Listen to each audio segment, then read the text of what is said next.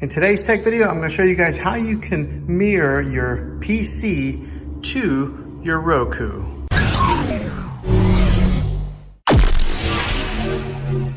Well, hey guys, Juan here. Thanks for stopping by my channel and checking out today's tech video.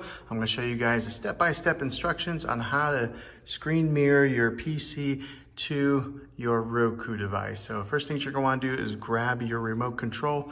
You're going to want to hit that home button there if you're not already there.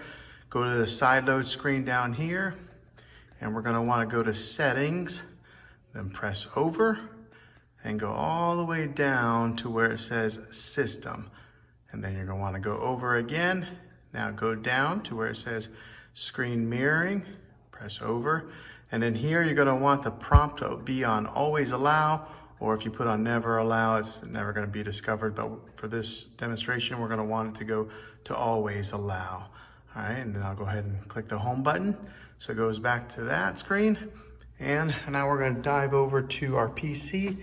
And over here on the bottom corner, you're going to see this little like speech bubble is what it looks like, but you're going to want to click on that, and it brings up all these other icons. Now, when you first bring it up, it may look similar to this screen here. If it does, just click on where it says expand, and it brings up all these other options here. Now, you're going to want to go to the tab that says connect, and then as you can see, it'll bring up the different Roku devices. I've got two that are connected or that are near my PC right now, but I'm going to want to go to that one here because that's what's on my TV. So Roku Streaming Stick Plus, or depending on whichever one you have, when you click it, it brings up this image or box connecting to TV. You'll see that icon pop up of a couple pairs, and then it looks like it's starting to work. It's thinking about it. Voila. Now whatever's on my PC is mirroring to my TV wirelessly with no wires.